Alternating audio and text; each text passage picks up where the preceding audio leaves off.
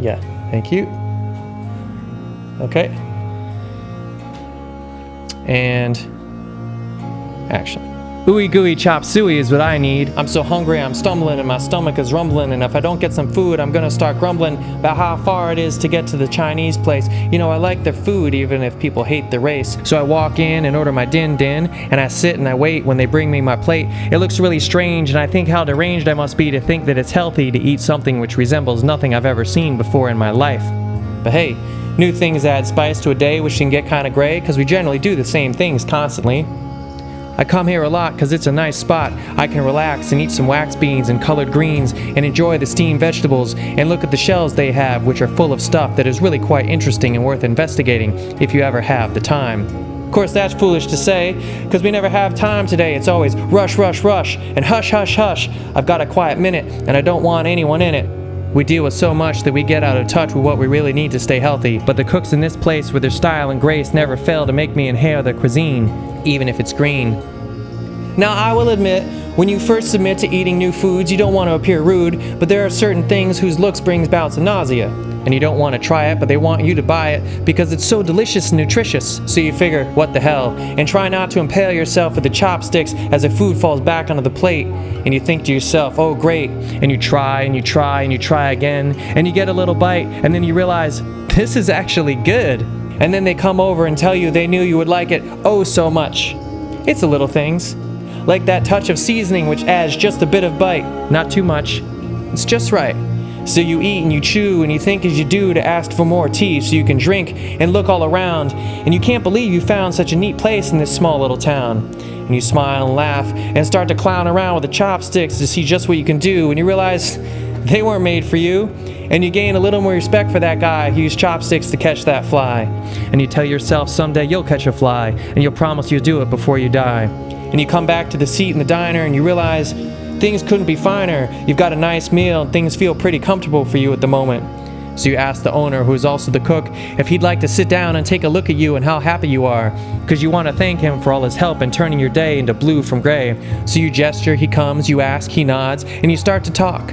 And the conversation plods on and on and on and on, and pretty soon your food is gone. You've eaten it all and now you're full. But not just from food, because you've learned a great deal about this man, this gentleman, who comes from so far and knows so much. It's kind of bizarre that with all this knowledge, and you being in college, he's teaching you more than you'll get in 4 years and a degree. And you start to see there are many ways to be thought of as smart and remarkably intelligent. Because he says he never went to school past the first few years.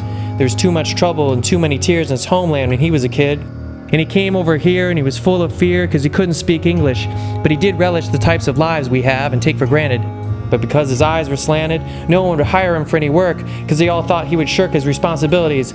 They didn't realize their own insecurities and closed-mindedness and prejudice and the problems they were making, which would be decades in the breaking. He struggled and juggled and looked high and low, and after a long time he finally made a go of it. And although he didn't have much to show for it, he felt successful because he had a chest full of money and a nice little honey sweet daughter whom he loved with all his heart.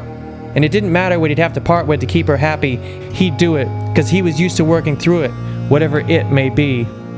I couldn't tell him how it made me feel to learn all this, so instead, I bowed my head and told him I thought him a great man, and as I began to tell him, he stood up stiffly and walked off quickly. I didn't know what I had done, but I wished that my actions could be undone, because I didn't want to anger him. There was too much hardship already within him. So I left a large tip and took a last sip of that tea, which is bittersweet. I walked out to the street and felt heavy on my feet. I needed to digest all I had been told, so I decided I'd go for a short stroll. And I walked and I talked out loud to myself, and I thought of all the things on the shelves in the place where I ate, and how neat they all were, and how that meal caused many things to stir in my head and my heart and my soul, it is true. I wasn't quite sure just what to do about it, so I walked back home and tried to sleep, but only felt as if I was cheap for living my life the way I'd been. So I tossed and turned, and finally, when it was morning, I put on my glasses and went to my classes and sat there, and sat there, and sat there. But I wasn't really there. I was outside in the fresh air. My newfound friend had freed my mind from behind all the walls and the traps and the snares, and all the problems and the cares, which aren't really important, and don't really matter, and all the noise and all the chatter. So now, every day, I walk to that restaurant the very same way, but I notice something new every trip. And when I arrive and inside I slip, I greet my new friend and I order a meal, and I can't ever help but to feel totally at ease and at peace with myself. As I sit in that diner and look at the things on the shelves, I realize that to philosophize is merely to know others' lives, because the wisdom they have and can tell you of is more than can be dreamt of. And over times and over meals and curious conversations with strange fields to them, I learned a lot about my friend, and I hoped that it would never end, because he'd become a mentor to me, and through him, the world I could see.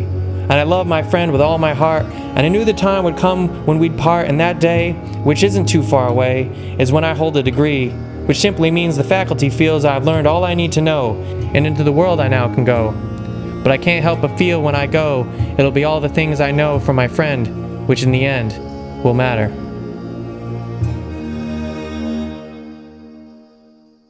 Recording when you're ready. Okay? And action. Ooey gooey chew. Fuck. Recording. Okay. And action. Ooey gooey chop suey was I need. I'm gonna start over. Ooey gooey chop suey was what I need.